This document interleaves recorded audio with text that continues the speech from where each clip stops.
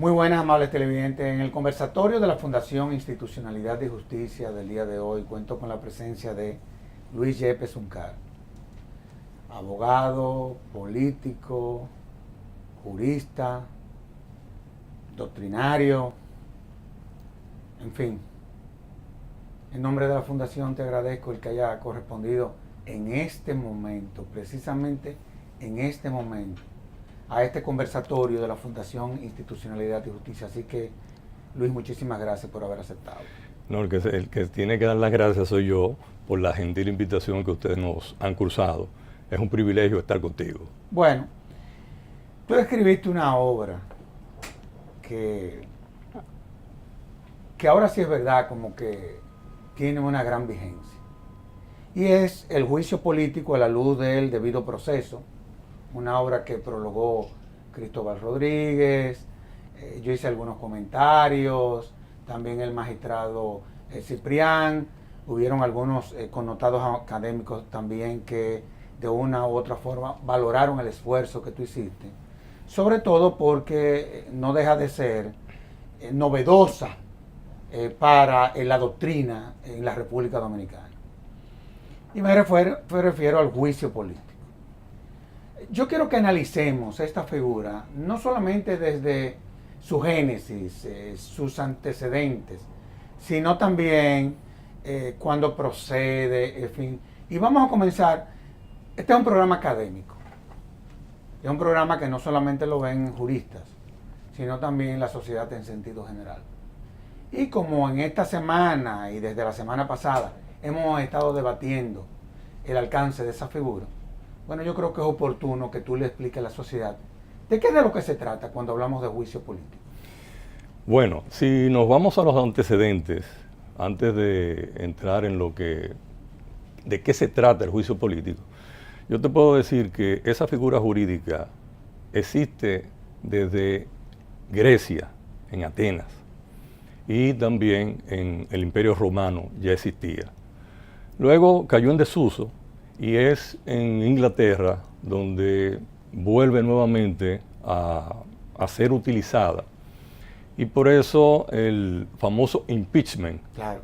que es de donde se deriva precisamente la denominación de juicio político, que en distintos países tienen diferentes nombres. Algunos, lo más generalizado es en América Latina, que se le llama juicio político.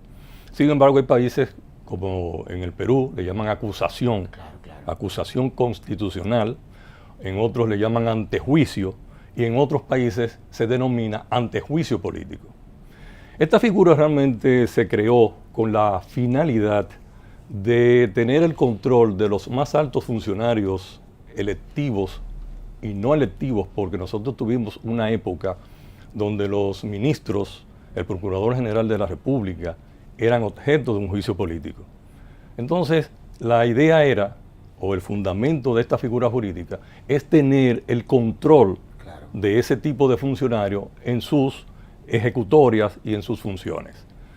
Actualmente, nosotros solamente son objeto de un juicio político, conforme a la vigente Constitución, el presidente, el vicepresidente de la República, los senadores, los diputados, los alcaldes, los regidores, es decir, los funcionarios electivos y los electivos o electos por vía directa por el Senado y por el Consejo Nacional de la Magistratura. De ahí que también, por eso es que los jueces, tanto de la Suprema Corte de Justicia, los jueces del Tribunal Constitucional, del Tribunal Superior Electoral y los miembros de la Cámara de Cuentas, el defensor del pueblo, son objeto y pueden ser enjuiciados políticamente. Ahora, ¿cuál ha sido la evolución, por ejemplo, en nuestro país? Cuando uno lee la obra, que la verdad es que tiene una secuencia genial, y tú partes nada desde el 1844, en fin. Pero ¿cómo vino evolucionando la figura del juicio político? Sobre todo, vamos a hablar claro, antes de la Constitución del 2010, después de la Constitución del 2010, a partir de la Constitución del 1844. ¿Cómo evolucionó la figura del juicio político? Bueno, mira, el juicio político en nuestro ordenamiento data de la propia Constitución de San Cristóbal, del 6 de noviembre de 1844. Ya en la Constitución del 1844 está esta figura constitucional. ¿Y quiénes eran sujetos de juicio político en 1844? Estaba el presidente de la República, los ministros. Los ministros estaban. Estaban ¿Fue una figura que nosotros la cogemos de la Constitución norteamericana, de la inglesa, o la arrastramos nada de lo que era, por ejemplo, la Constitución francesa? Bueno, tú sabes que la Constitución dominicana es una constitución derivada de la Constitución americana, de la Constitución de Cádiz de 1812, e incluso la Constitución de Haití. Así es. Entonces, por estar siendo derivada de la Constitución norteamericana, que a su vez adopta esta figura jurídica de Inglaterra, ya nosotros la adoptamos desde esa fecha. ¿Desde qué momento salen, por ejemplo, del ámbito del juicio político los ministros, digámoslo así, que en virtud de la Constitución actual y de la anterior son sujetos de interpelación, en fin? ¿Desde qué momento salen los ministros? Bueno, exactamente ya después de 1870 y tantos, 1877, 78, ya los ministros no son objeto de juicio político. Sin embargo, el primer juicio político que tenemos en la historia de la República Dominicana data de 1876. ¿En serio? Así es. ¿Y a quién le hicieron? Al presidente Ignacio María González. ¿Y realmente prosperó ese juicio? ¿Fue destituido? Él renunció antes. Y es bueno destacar que en la primera etapa de esta figura jurídica en la República Dominicana, los que fueron objeto de juicio político eran los presidentes de la República. Claro. Incluso te puedo citar a Juan Isidro Jiménez. Claro. Te puedo citar también que en el año 31 fue objeto de un juicio político Estrella, el vicepresidente de la República, Estrella Ureña, porque esta figura siempre se ha utilizado desde el punto de vista eminentemente político. Claro. Ahora, cuando uno analiza, por ejemplo, el quórum que se requiere o que se requería anterior a la Constitución del 2010, parecería que era imposible, o sea, tú poder lograr que se desarrollara, digamos así. O sea, tú te reunir de la matrícula la 3/4 parte. ¿Qué pasó con la Constitución del 2010? ¿Eso varió? No, la Constitución del 2010 tenemos que para que se pueda realizar el juicio político en la Cámara de Diputados, tiene que ser aprobado por las 2/3 partes. Es decir, que se varió en la reforma del 2010. Pero sostuvo las 3/4 partes para el presidente. Para el presidente y vicepresidente de la República. Claro. Sin embargo, en el Senado, cuando ya la Cámara de Diputados acusa al funcionario electivo, ahí son ya las 2/3 partes. Son las 2/3 partes de la matrícula. Claro. Ahora, ese es un dato muy interesante cuando tú llamas la atención de cómo se puede reunir un quórum tan calificado para el juicio político. Eso no es fácil. No, es sumamente fácil. Es fácil. Sí, porque realmente quienes deciden eso son 1 o 2 personas. Tú dirás, porque tú lo ves desde el punto de vista de que 2/3 partes, como si fuera que los legisladores tienen una independencia de criterio y ellos deciden para reunir las 2/3 partes. No, se baja una línea. Y por eso tiene que tener la luz verde de los líderes de los partidos políticos que están representados en el Congreso. Entonces, para tú conseguir las 2/3 partes, sencillamente 2 personas o no más de 3 deciden un juicio político. Eso no lo decide realmente los legisladores en la práctica. La verdad es que ese es el problema de la democracia dominicana. Por ejemplo, cuando tú lees la Constitución o cuando tú lees los mecanismos que se han diseñado, digamos, para que sirvan como mecanismo de control, porque a fin de cuentas es una herramienta de control, el juicio político. La verdad es que las prácticas que se instalan ya en lo que es el ejercicio de la política lo desvirtúan todo. Esa es la realidad. Ahora, cuando tú uno lee el libro, a mí me llamó la atención mucho todo lo que tiene que ver, por ejemplo, la naturaleza jurídica del juicio político. ¿De qué es de lo que se trata? Porque a fin de cuentas, cuando tú analizas la figura del juicio político, yo no sé, pero a mí me parece como un instrumento político más que jurídico. Así es. Así es. Así es. Realmente la naturaleza jurídica del juicio político es esa, es político. Es política. No solamente por los órganos que intervienen en el juicio, que es la Cámara de Diputados y el Senado de la República, sino también quienes son objeto del juicio político, que son realmente funcionarios electivos. Es decir, que todos los integrantes y todas las, se diría los actores que intervienen son políticos y sobre todo, lo más importante, es que cuando se lleva a cabo un juicio político es porque se ha tomado una decisión política. De ahí que la mayoría de los funcionarios que son objeto de un juicio político normalmente renuncian antes de que Claro.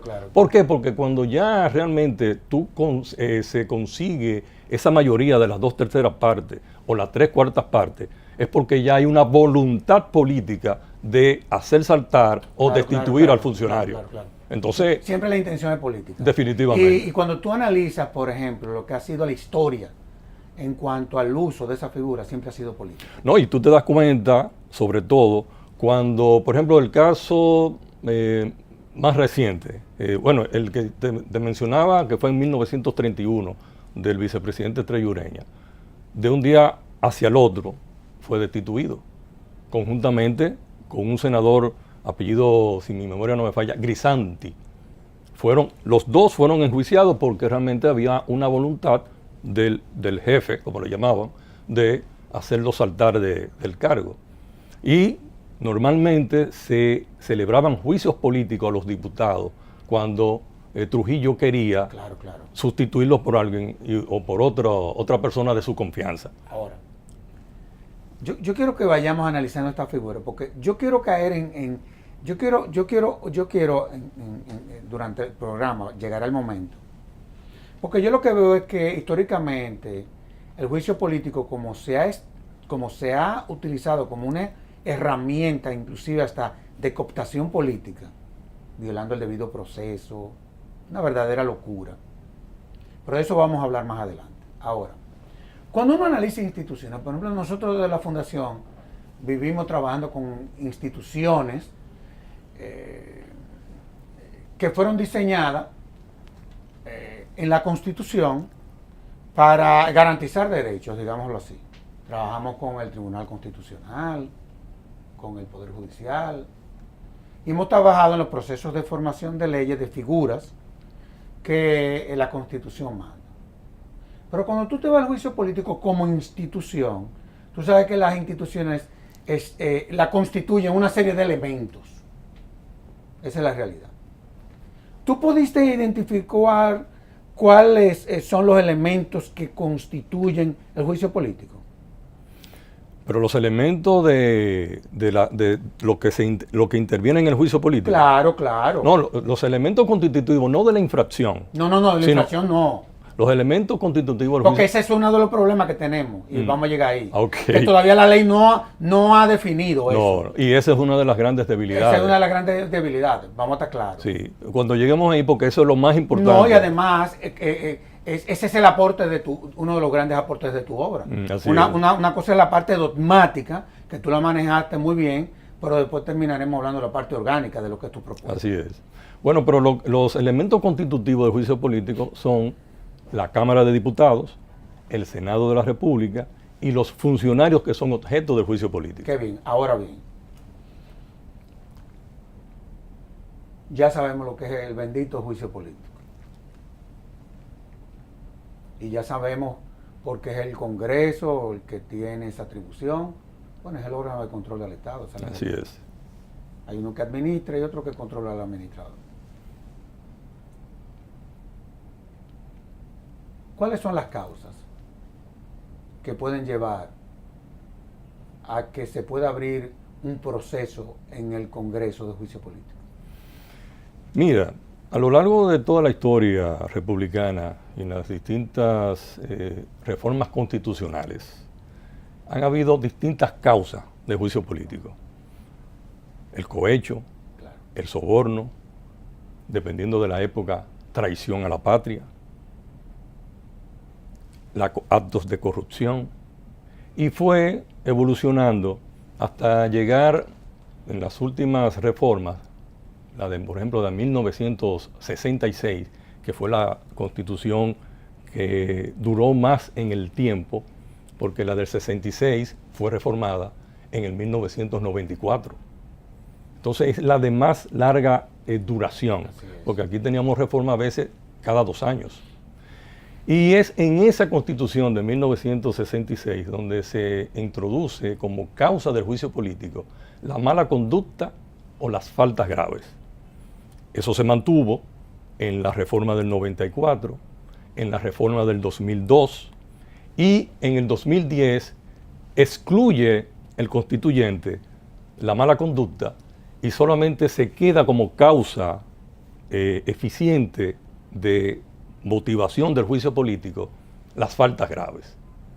Pero ¿qué es lo que falta grave? Ese es el kit del asunto. Yo creo que me digan cuáles son las faltas graves. Las faltas graves no están definidas, sencillamente dice faltas graves.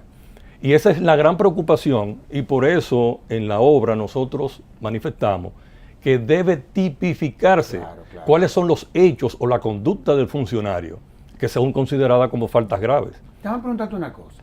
Como tú tienes una visión comparada de la figura, tú en todo lo que fue ese estudio que tú hiciste, que te fuiste a Europa, a los ingleses, a Estados Unidos, te fuiste a América Latina, viste que te fuiste a Perú, a otros países del área. ¿En esos países existen leyes que hayan definido cuáles son faltas graves? Realmente adolecemos de las mismas debilidades. Sí, porque esos son los niveles de discrecionalidad que quieren mantener quienes tienen la atribución de celebrar el juicio. Sí. No, yo lo estoy entendiendo, claro. No, y de hecho... pero qué bueno es así. Pero espérate, ¿así no van a pasar juicio político a cualquiera? No, y no solamente eso, sino que según la subjetividad y la discrecionalidad tan amplia de los legisladores, ahí entra todo. Tanto es así que en el juicio político más reciente, que fue el del 2008, los miembros de la Cámara de Cuentas, de la cual yo formaba parte, ¿tú sabes cuáles fueron las faltas graves que incluso se indican ahí?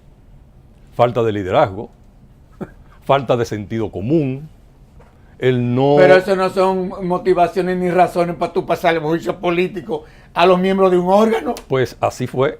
Cuando tú ves la acusación incluso de la que elaboró la Cámara de Diputados, la comisión especial que se conformó para tales fines, y tú vas buscando uno a uno, ¿cómo tú puedes decir que es una falta grave el que tú no tengas sentido común? No, y también el Congreso tiene que cuidar el español también, cuando tú entiendes. O sea, yo pienso que el español hay que respetarlo. Cuando tú lees eso da ganas de llorar. O sea, la redacción de esa acusación, honestamente hablando te lo digo. No, es así. Da ganas de llorar. Es así. Eso debieran de publicarlo como para que tú entiendas. Sería qué pena que tú no utilizaste ese documento y lo pusiste aquí para que como que la gente viera, ¿tú entiendes? Muchas veces es la calidad del producto. Lógico. ¿Tú entiendes? De órganos que son constitucionales. Hay que tener cuidado con esas cosas. Ahora,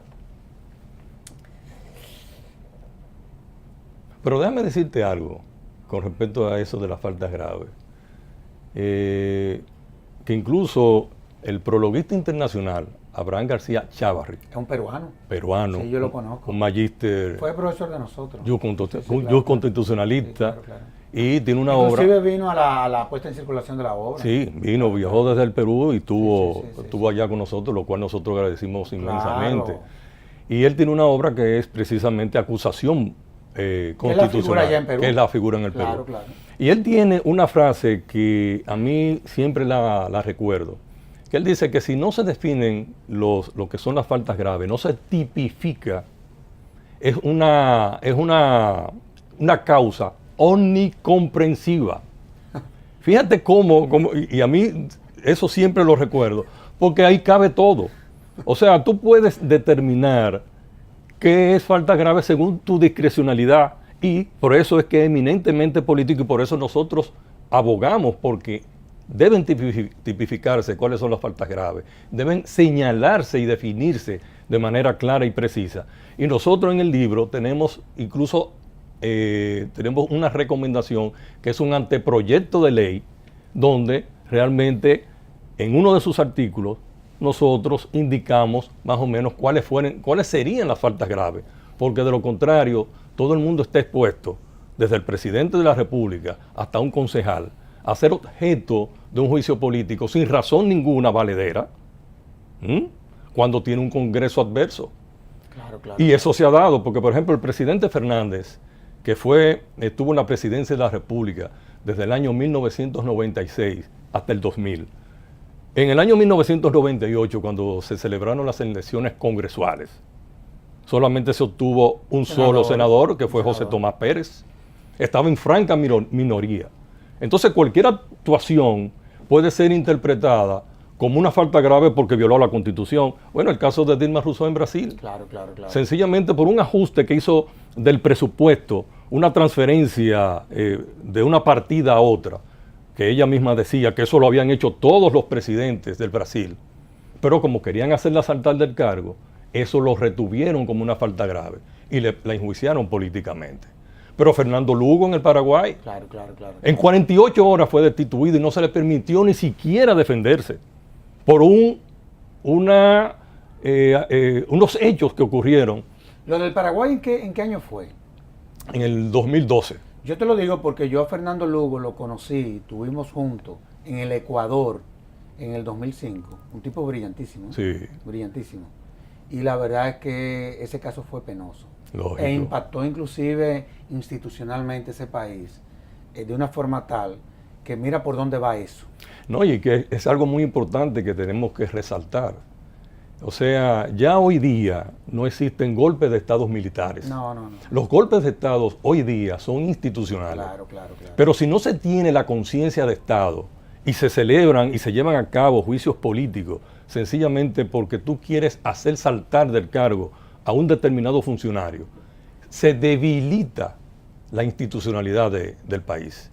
Esto es una figura que debe utilizarse real y efectivamente cuando haya motivos verdaderos para que se realice un juicio político. Mira, y es tan así lo que tú estás planteando. Hace un año se estaba planteando o se estaba solicitándole al Congreso que le pasara un juicio político al presidente Medina.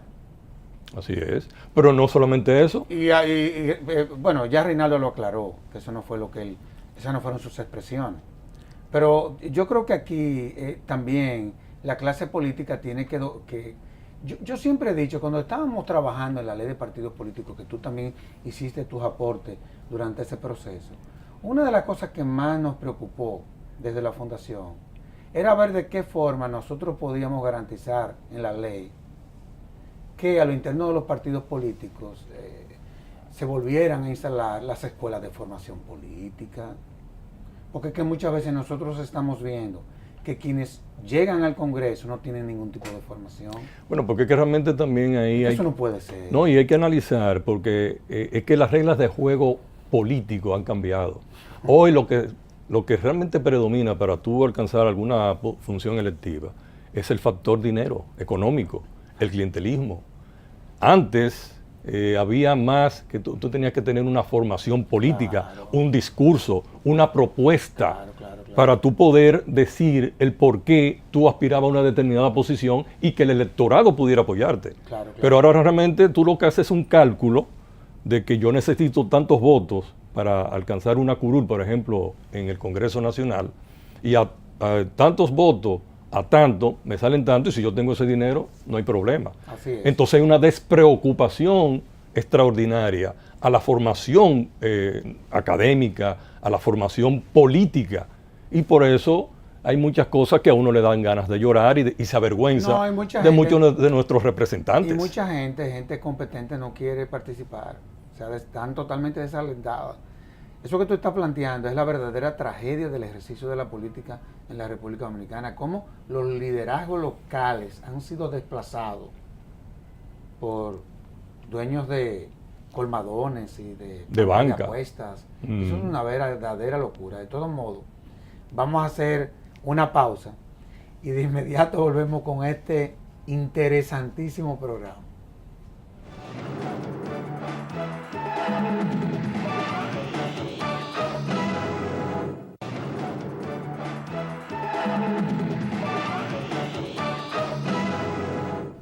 Luis, tú hablabas ahorita de que generalmente cuando se abren estos procesos, muchas veces quienes son sometidos al juicio renuncian con antelación. Ha habido muchos casos. El caso del presidente que renunció, en fin, etcétera. ¿Cuál es el efecto entonces cuando una gente siendo sometida renuncia antes de que se conozca el juicio? O puede pasar que muera también. Así Que Dios es. lo libre, le dio un infarto por haber sido sometido a una situación de presión. Eso puede pasar hasta por indignación. ¿Qué pasa ahí? La presión lo mata. No, que eso no debe de ser fácil. No es fácil. Eso no debe de ser fácil. Es un momento muy, muy amargo. No, porque están atentando contra tu dignidad. Así es. Que es de lo único que uno es dueño, ¿verdad? Definitivamente. Sobre todo tú y yo que hemos venido al mundo con las manos vacías. Así es, así es. Pues mira, realmente el objetivo del juicio político, que esta figura constitucional, es la destitución del funcionario electivo que es sometido al mismo. Entonces, normalmente el funcionario renuncia antes porque entonces se queda el juicio sin objeto. Porque si la única finalidad del juicio político es la destitución, si tú presentas renuncia, pues entonces él se queda sin objeto. Y con mayor razón, si el funcionario que está siendo sometido al juicio político fallece antes o en el curso del juicio político. Claro. Ahí eminentemente, no solamente como en materia penal que se extingue la acción pública, sino que aquí como una acción política queda también sin objeto porque la persona que iba a ser enjuiciada ha fallecido. Okay. Pero hay algo importante que me gustaría resaltar con respecto a la renuncia. En el anteproyecto que nosotros redactamos, hay un articulado donde se establece que se le debe permitir al funcionario que es sometido a un juicio político renunciar incluso hasta después de los debates en el Senado de la República, antes de que el Senado tome la decisión. Y entonces vendría la pregunta, ¿y por qué? Porque todo dirigente político, normalmente todo funcionario electivo, es porque es un dirigente político. Entonces un dirigente político no quiere tener en su haber una destitución del Senado y presenta renuncia antes de que se conozca el juicio político en el Senado, que es el que juzga realmente la acusación de la Cámara de Diputados, que vendría a fungir como si fuera el Ministerio Público, el que investiga, presenta la acusación con ciertos niveles de recaudación de pruebas. Entonces, si el funcionario que es sometido a un juicio político no tiene el temor de que lo destituyan, y sobre todo, como está ahora vigente en la Constitución, que con la destitución tú quedas inhabilitado por 10 años para ocupar cualquier tipo de función. 10 años. Entonces, para un dirigente político y para cualquier persona... Eso es una muerte política. Una muerte política. Una muerte política. Porque 10 años tú estás que no puedas ocupar ninguna función. Entonces, ¿qué dice o qué pensaría con la presión? Porque lo que se quiere es hacerlo saltar del cargo. Claro, claro. Entonces, no, yo renuncio. Entonces, si tú le permites que pueda renunciar y que el Senado esté obligado a aceptar esa renuncia, le daría la brillante oportunidad, y creo que cualquier funcionario que sea sometido a un juicio político asistiría a las barras del Senado para exponer su posición sin el temor ni la presión de que va a ser destituido. Claro, claro. Y entonces, como esos juicios deben ser públicos, y hoy día lo mediático tiene un gran peso, cuando tú puedas exponer en el Senado tu posición, tú puedes ser descargado por la opinión pública, aun cuando el Senado te descargue por razones políticas.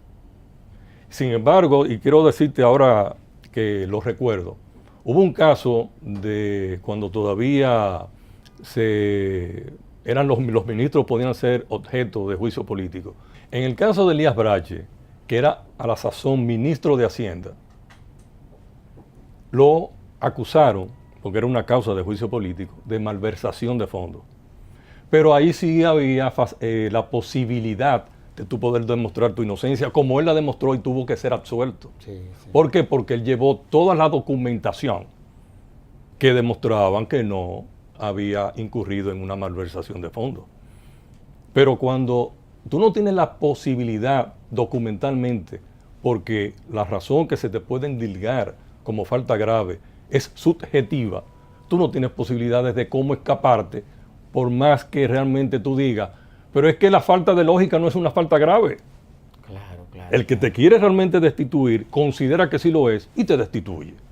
Es decir, que realmente por eso la importancia, como dijimos anteriormente, de definir cuáles son las faltas graves. Claro.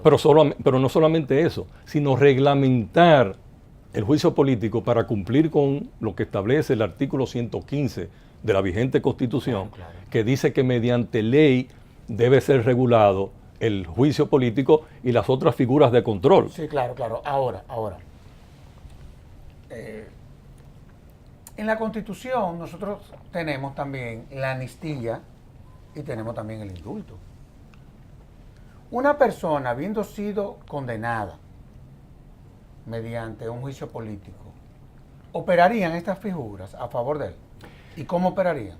Sí, Operarían. así es. ¿Y hay casos, hay antecedentes que van en esa dirección? No. Realmente no. Esa es una parte doctrinaria, porque déjame decirte que sobre esta figura tú no vas a encontrar nada escrito doctrinariamente, porque está ausente todo tipo de literatura. Claro. Yo pude realmente escribir el libro porque viví el rigor de un juicio político y me pude dar cuenta de todas las violaciones al debido proceso, al derecho de defensa. Entonces, me permitió poder entonces poner en blanco y negro en una obra realmente para que cuando se ejecute un juicio político sea real y efectivamente con razones y causas valederas. Entonces, ¿por qué la amnistía y el indulto?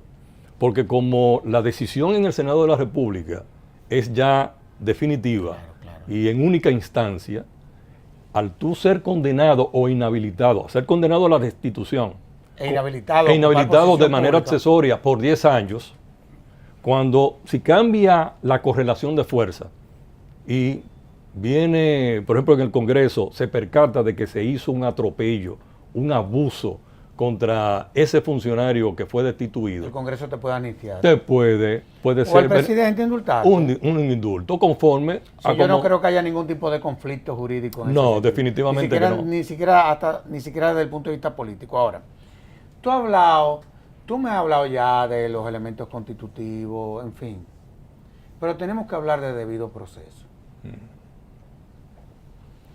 Tú sabes que la Constitución del 2010, antes nuestra Constitución, que se fundamentaba sobre la base del espíritu de la representación, que era una Constitución liberal, establecía una serie de garantías, pero esa Constitución no diseñaba las herramientas que la iban a garantizar. Pero ya nosotros pasamos a un Estado social y democrático de derecho, donde a mi juicio, lo que pasó en el 2008 no es posible que pueda pasar con esta Constitución. No puede pasar, porque va a ser nulo de pleno derecho. Eso va a ir al Constitucional y eso lo van a tumbar. Tú sabes que eso es así. Cuando tú hablas de debido proceso, ¿a qué tú te refieres? O sea, ¿cuál es el alcance? ¿Cuál es el concepto? ¿De qué es de lo que se trata? Mira lo que pasa. Hay determinados juicios o algunas personas, incluso juristas, que creen que, por ejemplo, cuando te pasan un juicio disciplinario o en este caso un juicio político, no hay que respetar ninguna de las garantías mínimas del debido proceso. Pero ya hay 3 decisiones del Tribunal Constitucional. No, lógico, que así es. Inclusive hasta en materia administrativa, que... No, pero te voy a decir algo. No, pero te voy a decir algo muy importante. En el Perú, los jueces del Tribunal Constitucional del Perú fueron objeto de un juicio político porque no admitieron la reelección que quería Fujimori en su oportunidad. y le violaron todos sus derechos fundamentales y el debido proceso. Ellos introdujeron una acción de amparo y accionaron en contra de la decisión de su destitución porque se le habían violentado sus derechos fundamentales. Eso llegó hasta la Corte Interamericana de los Derechos Humanos. Y ellos ganaron. Y ganaron, se les reconoció. Eso trajo como consecuencia de que el Perú se retirara de la Corte. Así es. Vamos a estar claros. Así es. Pero fíjate cómo, porque esa es la tendencia, porque precisamente el hecho de que se regule el juicio, esta figura del juicio político, de que se incluya en la legislación que tenga bien elaborarse el respeto de todas las garantías mínimas del debido proceso, es precisamente para poder contener el poder de quienes quieren actuar sencillamente porque te quieren hacer saltar de cargo. Claro. Porque cuando ya tú tienes necesariamente que respetar las garantías mínimas del debido proceso, porque en todo tipo de juicio, ya sea disciplinario, en una junta de vecinos, militar, no importando la materia, tiene que respetarse el debido proceso. Por ejemplo, la tutela judicial efectiva, ¿cómo tú la abordas en la obra? Bueno, la tutela judicial efectiva se hace efectiva cuando se respeta el debido proceso. Porque de lo contrario... Por eso yo te hago la pregunta. Sí, porque es que si tú eres objeto, o sea, realmente no puede haber un tutelaje judicial si no se respeta mínimamente el debido proceso. Entonces, ¿por qué el debido proceso y por qué la obra se titula El juicio político a la luz del debido proceso? Es porque todo juicio político necesariamente tiene que respetar las garantías del debido proceso. ¿Y en qué consiste? En que hay que elaborarte realmente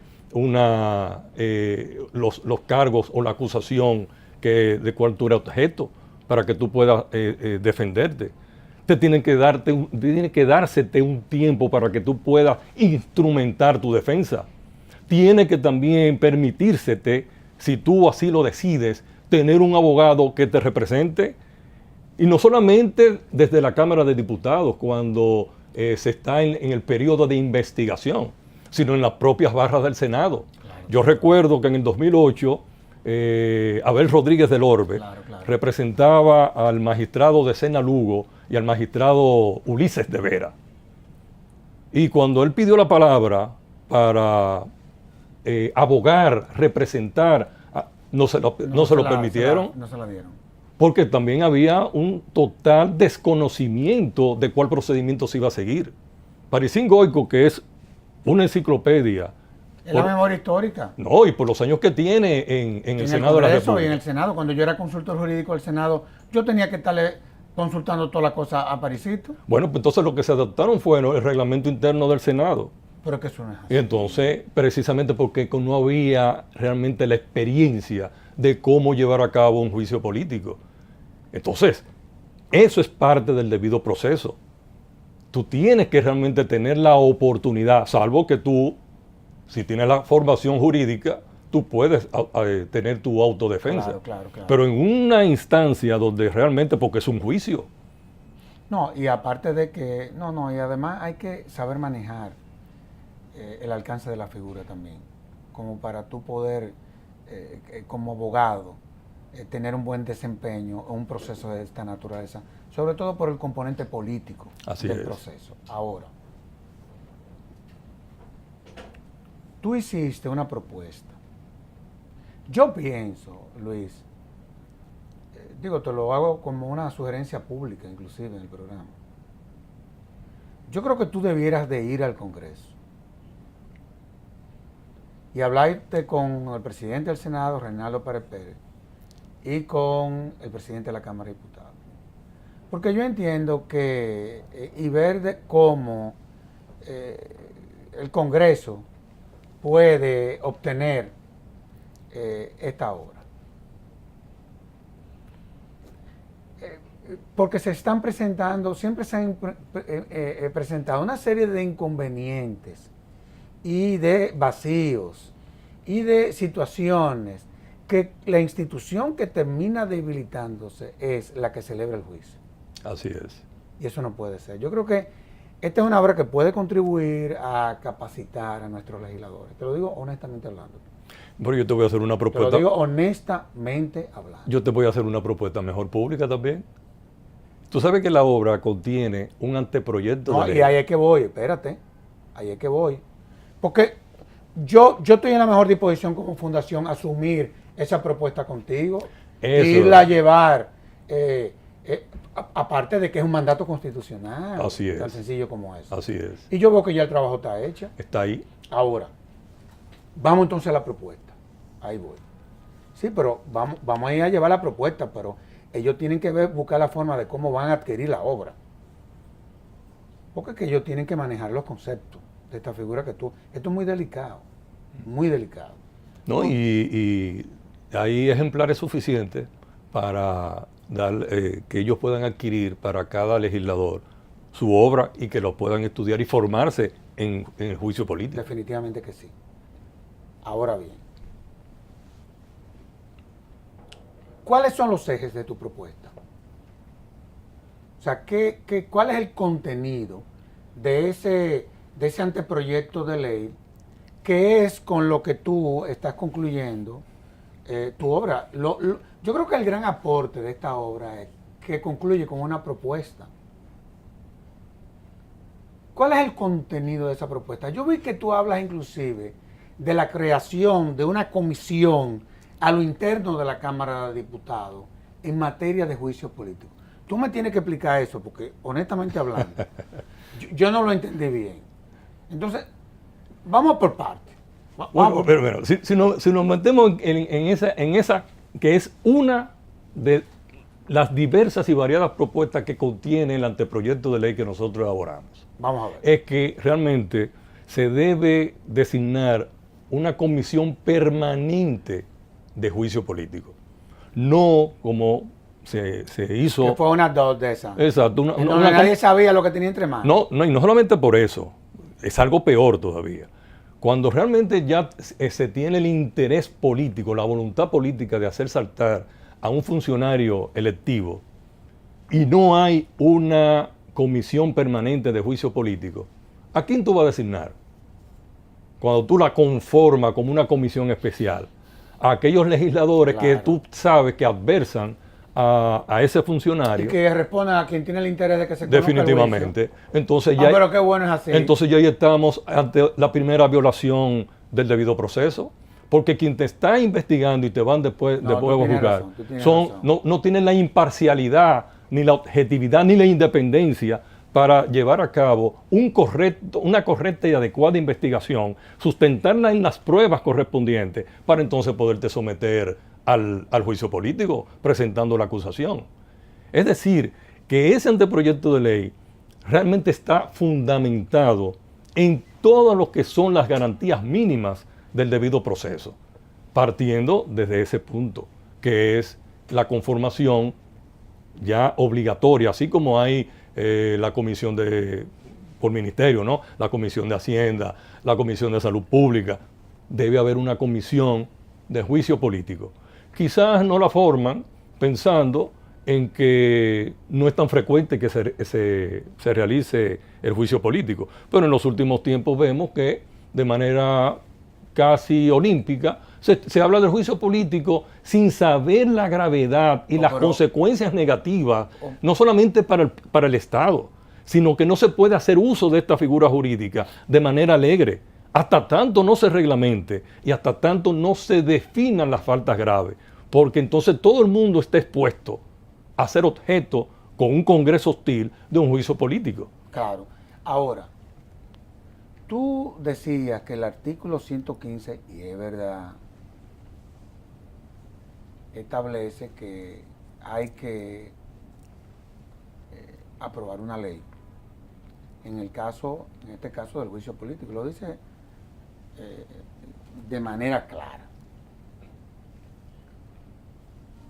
En la actual coyuntura, que el Congreso Nacional no ha aprobado esa ley, tiene facultad el Congreso para, no teniendo la ley, celebrar un juicio político.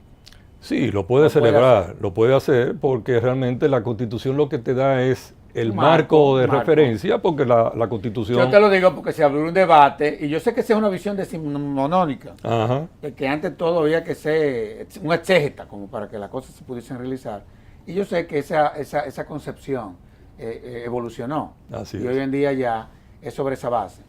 Pero yo quiero ir más allá contigo. Una de las cosas que me preocuparon, inclusive también, que yo vi en esta semana hasta comunicadores hablando de la figura del juicio político,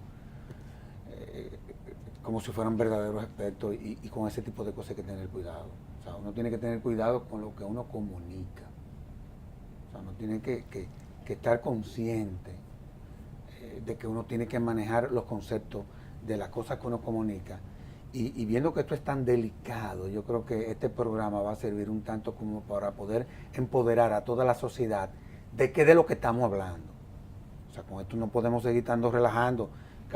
Aquí cada 6 meses están solicitándole al Congreso que le pase un juicio político a cualquiera. Pero recientemente, en el pasado reciente, 2 miembros de la Junta Central Electoral fueron invitados al Congreso. Oh, pero ven acá. Olivares y pero, Aquino. Pero ven acá. No. Entonces, todo no puede porque ser. había una diferencia de criterio ahí adentro. O sea, así, eso no se puede. Pero eso no es una causa de juicio político. Pero claro porque que no. todos los organismos colegiados, si realmente efectivamente siempre funcionan. Se va a disentir, por eso son democracias. Lógico. Si realmente funciona un organismo colegiado. Es porque hay diferencia de criterio, lógico, en donde tú lo que construyes son consensos. Exacto. Y a veces no se construye. Entonces tú no puedes pretender que haya una uniformidad y que ahí nunca haya ni un sí ni un no. Tampoco es bueno que la haya. Hay casos en donde tampoco es bueno que la haya. Esa es la democracia. Así es, así es. O sea, cuando tú ves el debate de las minorías, el derecho de las minorías, oye, esa es una de las cosas más hermosas de la democracia. Pero déjame decirte que lo peligroso, hasta que no se establezca esa ley, y por eso yo la semana pasada publiqué un artículo muy bueno en el periódico El Día. En El Día. Sí, yo lo leí, muy bueno. Donde yo manifestaba y llamaba la atención de que el juicio político tiene que reglamentarse y definirse, como hemos dicho en el transcurrir de este programa, las faltas graves. ¿Tú sabes por qué? Porque como está real y efectivamente hoy, solamente lo que tenemos es que la Cámara de Diputados se forma una comisión, investiga, presenta la acusación y el Senado te juzga. Tú sabes que en el año 1972 fue destituido el síndico Manolín Jiménez. Oh, sí, claro, yo recuerdo. Pero lo que tú no sabes quizás, o no, yo estaba muy chiquito y tú también. No, definitivamente. Yo porque tuve que adentrarme a ver los detalles. Pero tú sabes de dónde bajó la acusación. Del Palacio Nacional. Sí. No fue en ninguna comisión, ni siquiera. Claro. Y en un solo día fue Lo destituyeron en un solo día. Yo recuerdo yo muy pequeño, inclusive, esa noche. Yo recuerdo esa noche, en donde se anunciaba un verdadero espectáculo. Definitivamente. Ahora, tú has hablado del debido proceso. Porque es verdad que hay que respetar el debido proceso, pero lo vivís respetando, esa es la realidad. Así es. Bueno, existen mecanismos que puedan tutelar en el marco del conocimiento de un juicio político en donde se esté violando el debido proceso. Por ejemplo, la acción de amparo. O sea, por decirte, pudiese uno hacer uso de esa acción si viendo uno que se le están violentando los derechos en un proceso de juicio político. Definitivamente, y de hecho en la obra tiene todo un capítulo de cómo realmente se puede enfrentar el juicio político cuando hay la violación de los derechos fundamentales y el debido proceso, que es un derecho fundamental en sí mismo.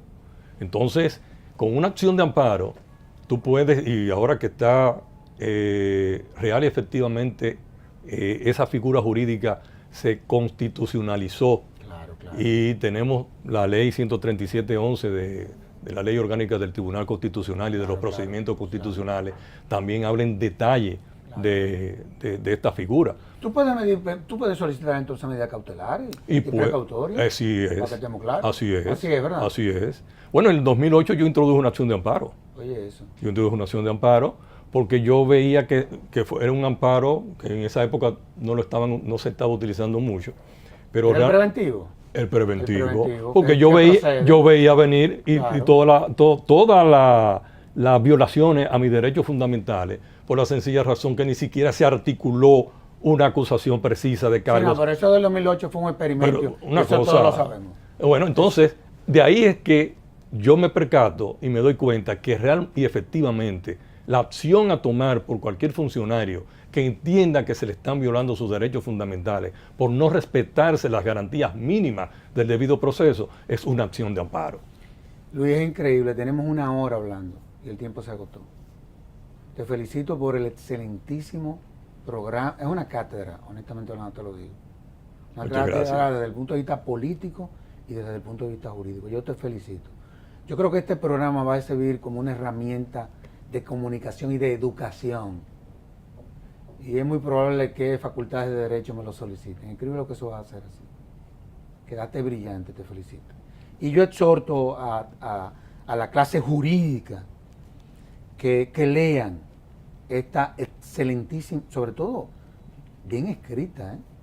No solamente desde el punto de vista del acervo jurídico, sino también de la técnica del lenguaje. La verdad es que tú sabes escribir.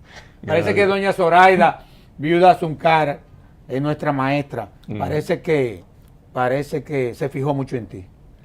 Bueno, Se fijó mucho en ti. Así que te felicito. y yo agradezco esas felicitaciones y esas palabras tuyas. Bueno. Y a ustedes, amables televidentes, les decimos hasta la próxima, en donde estaremos en un nuevo programa de El Conversatorio de la Fundación Institucionalidad y Justicia. Hasta entonces.